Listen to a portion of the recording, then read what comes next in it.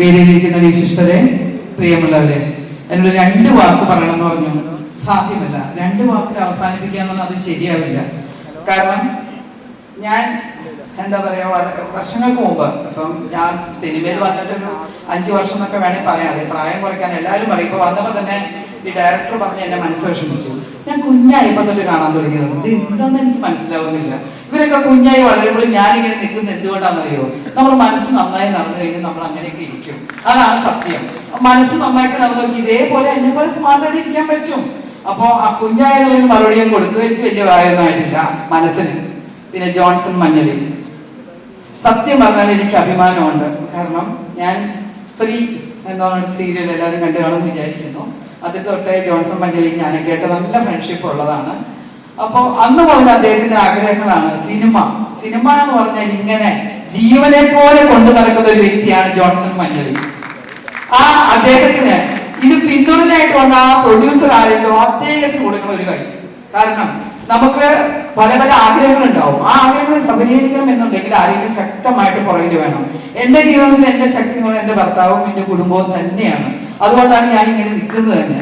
അപ്പോൾ ഞാൻ പറഞ്ഞു വന്നത് വേറെ ഒന്നുമല്ല, സിനിമയില് നമ്മളിപ്പോ ഇപ്പൊ തിരുമ്പതേ ആ ചവിട്ടി തെങ്ങ കേട്ടിട്ട് എന്തിനാണെന്ന് ഞാൻ പറഞ്ഞുതരാം കേട്ടോ. ഇപ്പൊ പറഞ്ഞു എനിക്ക് ക്യാരവണ്ടും വേണ്ട, ഒന്നും വേണ്ട, ഞാൻ നിലത്തായാലും കിടക്കും, തുണി എവിടെ പോയി മാറുന്നു. സ്ത്രീകളെ, നമ്മൾക്കതിന് പറ്റുമോ? കഷ്ടപ്പെട്ട് സംസാരിച്ചിട്ടാണ് നമ്മളൊരു ക്യാരവൻ പ്രൊഡ്യൂസറെ, ഒരു ക്യാരവൻ വേണം സുഖമായിട്ട് കിടക്കാനല്ല, ഞങ്ങൾക്ക് സാരി മാറാനും അത്യാവശ്യം.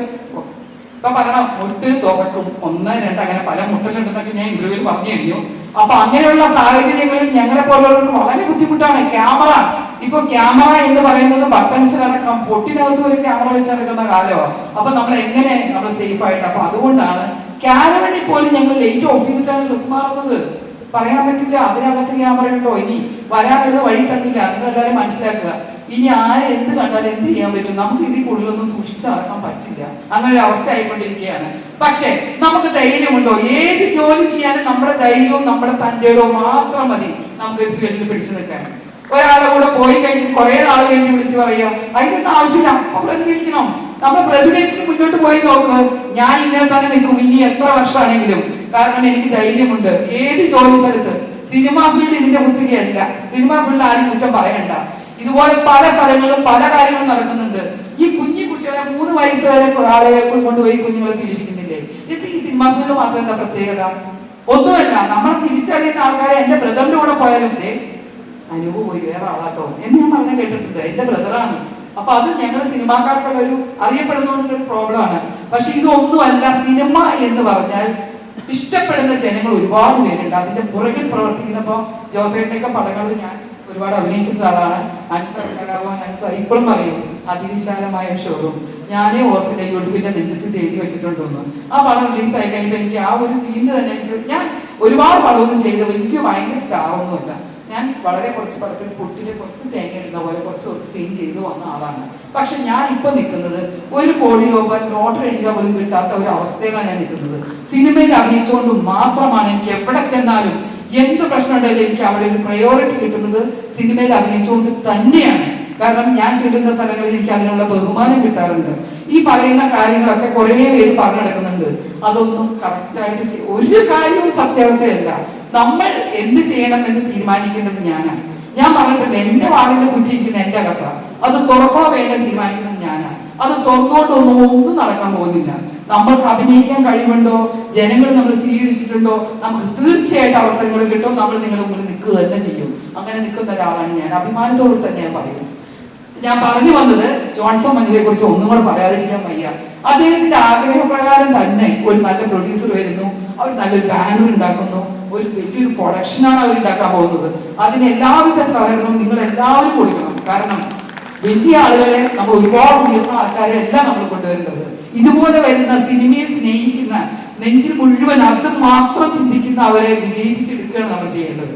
അതിൽ നിന്നും ഒരു ചെറിയൊരു പടം ചെയ്ത് ഇവർക്ക് എന്തായാലും 100 കോടി ക്ലബിൽ കയറാൻ പറ്റിയൊരു പടം ചെയ്യാൻ പറ്റട്ടെ എന്നാണ് ഞാൻ ഈ സമയത്ത് ആത്മാർത്ഥമായിട്ട് പ്രാർത്ഥിക്കുന്നു. ജോൺസൺ മഞ്ഞളിക്ക് അതിനുവേണ്ടിയുള്ള എല്ലാ കഴിവുകൊണ്ട് ആൾക്കാരെ സംസാരിക്കാനും അതുപോലെ പഞ്ചായത്തിനൊക്കെ കഴിവുണ്ട് കേട്ടോ. അപ്പൊ ആ ഒരു രീതിയിൽ സാമ്പത്തികമെല്ലാം കുറച്ച് എല്ലാവരും അദ്ദേഹത്തിനോട് ചേർന്ന് ആ പടത്തിൽ സഹകരിക്കുക. പിന്നെ പുതിയ ഡയറക്ടറാണ്, കാണാൻ സ്മാർട്ടാണ്, ഒരു എന്താ പറയുക ഐശ്വര്യമുള്ള ഒരു മുഖമൊക്കെ ഉണ്ട്. ആ മുഖം വെച്ച് നല്ല രീതിയിൽ പടങ്ങളൊക്കെ ചെയ്ത് മുന്നോട്ട് വരും. ഇതുവരെ എൻ്റെ പേര് ഈ പടത്തിൽ കണ്ടില്ല, എനിക്ക് പ്രശ്നമൊന്നുമില്ല.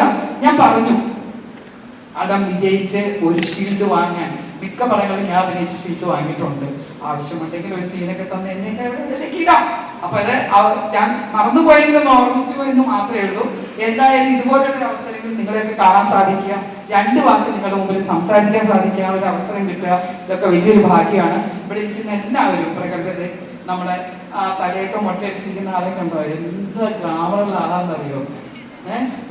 നായർ ക്യാമറമാനാണ്. ഞാൻ ഒത്തിരി പടം ചെയ്തിട്ടുണ്ട്. മൈപ്പിലിക്കാവൊക്കെ ഞങ്ങൾ അഭിനയിച്ച ക്യാമറമാനായിരുന്നു അദ്ദേഹമുണ്ട്. ജോസേട്ടൻ്റെ നമ്മൾ രഞ്ജിത്ത്, ഞാൻ ആ ഒരു പടമുണ്ട് സൂപ്പർ ചിരി, നിങ്ങൾ എല്ലാവരും കാണണം. അദ്ദേഹത്തെ ചവിട്ടി തെങ്ങിയും കയറ്റുന്നുണ്ട്. കാരണം അതൊക്കെ ഒരു സീനാണ്. അപ്പൊ അതൊക്കെ നിങ്ങൾ പടങ്ങളൊക്കെ നിങ്ങൾ കാണുക, നമുക്കുള്ള പ്രോത്സാഹനം തരിക. നിങ്ങളുടെ മുമ്പിൽ ഇതുപോലെ ഒരുപാട് ആർട്ടിസ്റ്റുകളുണ്ട്. എല്ലാവർക്കും യമുന എൻ്റെ ഫ്രണ്ടാണ്, അങ്ങനെ എല്ലാവരോടും എന്തായാലും കാണാൻ ഇങ്ങനെ സന്ദർഭം കിട്ടിയൊരു സന്തോഷം. ഇങ്ങനെ ഒരു പടത്തിന്റെ ഒരു പൂജാവേളയിൽ നിങ്ങൾ കണ്ട് ഇതുപോലെ 2 വാക്ക് സംസാരിച്ച് അവർക്ക് എല്ലാവിധ ദൈവാനുഗ്രഹങ്ങളും നേരാൻ പറ്റിയൊരു അവസരത്തിൽ ഞാൻ വളരെ കാര്യമായിട്ട് എടുക്കുന്നു. അപ്പോൾ വേറെ കൂടുതലൊന്നും പറയാനില്ല. എല്ലാവർക്കും ഇവിടെ ഇരിക്കുന്ന എല്ലാവർക്കും ദൈവത്തിന് എല്ലാ അനുഗ്രഹം ഉണ്ടാവട്ടെ. എല്ലാ ഫീൽഡിലും ഒന്ന് പ്രാർത്ഥിക്കുന്നു. നന്ദി, നമസ്കാരം. Thank you.